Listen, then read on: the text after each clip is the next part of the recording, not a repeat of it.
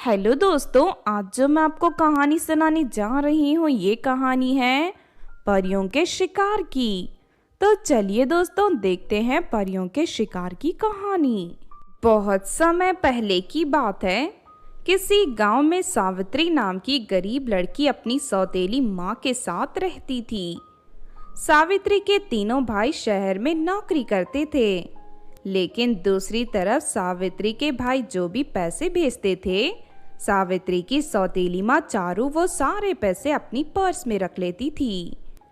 चारू सावित्री पर बहुत अत्याचार करती थी और उसे नौकरानी की तरह घर के सारे काम करवाती थी। बेचारी सावित्री एक सीधी सादी लड़की थी, इसीलिए वो अपनी सौतेली माँ के अत्याचारों के खिलाफ कभी आवाज नहीं उठाती थी और सब कुछ चुपचाप सहकर रह रही थी। माँ, अगले महीने रक्षाबंधन का त्योहार है। मेरे भाई पिछले कई सालों से गांव नहीं आए, जिस वजह से मैं उन्हें राखी नहीं बांध पाई, लेकिन इस बार मैं शहर जाकर उन्हें राखी बांधना चाहती हूँ। तो इसमें मैं क्या कर सकती हूँ? तुझे जहाँ जाना है जा। लेकिन माँ, शहर जाने के लिए और राखी खरीदने के लिए मुझे पैसों की ज़रूरत पड़ेगी, इसीलिए आप अगले महीने मुझे कुछ पैसे दे देना। नहीं नहीं, मैं तुझे पैसे नहीं देने वाली। बड़ी आई भाइयों को राखी बांधने वाली कोई ज़रूरत नहीं है शहर जाकर अपने भाइयों को राखी बांधने की। लेकिन माँ, मैं अपने भाइयों से बहुत प्यार करती हूँ, इस बार मैं उन्हें राखी बांध कर ही रहूंगी। देख, अगर तुझे तेरे भाइयों को राखी बांधना है तो तू भीख मांगकर पैसे इकट्ठे कर ले, पर मुझसे पैसों की उम्मीद मत कर, समझ गई ना? मैं तुझे फूटी कौड़ी भी नहीं देने वाली। इस तरह सावित्री के भावनाओं को ठेस पहुंचाकर चारू वहां से चली जाती है। दूसरी तरफ सावित्री शहर जाकर अपने भाइयों को राखी बांधने का फैसला कर लेती है। मेरी ये चंडाल सौतेली माँ बहुत ही जालिम है, इसके दिल में तो जरा भी दया नहीं है, लेकिन चाहे कुछ भी हो जाए मैं शहर जाकर अपने भाइयों को राखी बांध कर रहूंगी। फिर अगले दिन सावित्री गांव के बाजार में जाकर एक दुकान में नौकरी करने लगती है। सावित्री पैसे इकट्ठे करने के लिए मन लगाकर काम करती है। देखते ही देखते 1 महीने बीत जाते हैं। फिर वो दुकान वाला सावित्री को उसकी मेहनत के पैसे दे देता है। ये देख सावित्री बहुत खुश होती है और शहर जाने वाली ट्रेन पकड़ने के लिए स्टेशन की ओर चल पड़ती है। लेकिन रास्ते में एक डरावना जंगल पड़ता था। सावित्री जब वहां से गुजर रही थी कि तभी अचानक 2 बदमाश उसका रास्ता रोक लेते हैं। तुम लोग कौन हो और मेरे पैसे क्यों छीनना चाहते हो? अरे ये लड़की तो बहुत ही नादान है। देख लड़की, हम दोनों लुटेरे हैं और इस रास्ते से गुजरने वाले सभी लोगों के पैसे लूट लेते हैं, समझ गई ना?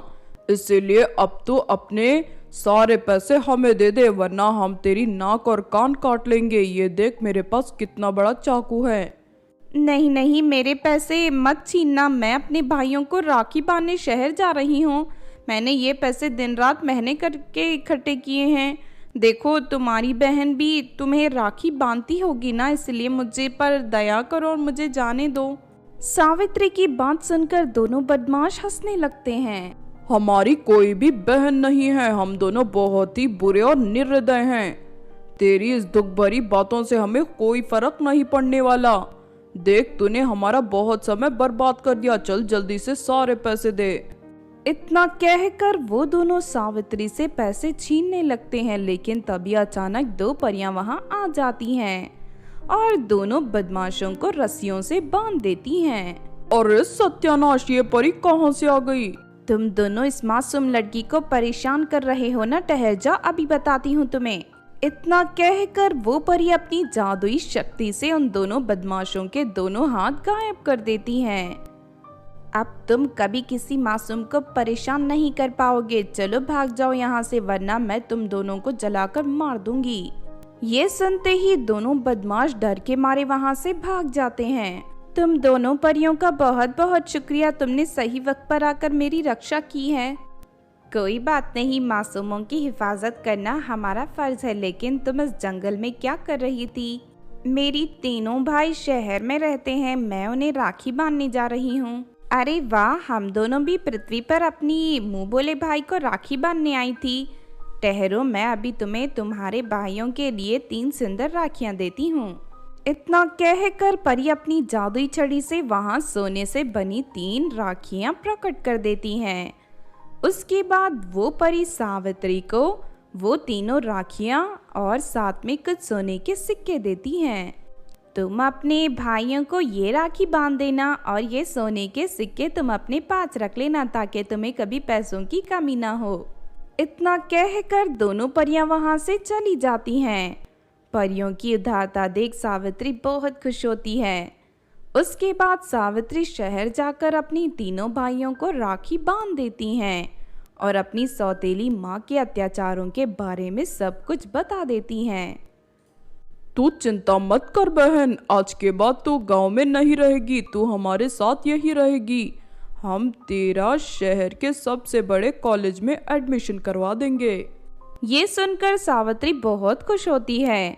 फिर कुछ दिनों बाद सावित्री के भाई उसका एडमिशन शहर के कॉलेज में करवा देते हैं और इस तरह सब कुछ ठीक हो जाता है। सावित्री हंसी खुशी अपने भाइयों के साथ रहने लगती हैं। तो आपने देखा दोस्तों परियों के शिकार की कहानी। इस कहानी से हमें ये सीख मिलती है कि बुराई चाहे जितनी भी ताकतवर क्यों ना हो, एक ना एक दिन उसका अंत जरूर होता है। इसीलिए हमें कभी भी बुरे रास्ते पर नहीं चलना चाहिए, वरना हमारा अंजाम भी जादूगरनी की तरह होगा। अगर ये कहानी आपको अच्छी लगी हो तो ज़रूर लाइक करें और हमारे चैनल सोना टीवी को सब्सक्राइब भी कर लें। और हाँ दोस्तों, हमें कमेंट करके ज़रूर बताना कि आपको कहानी कैसी लगी।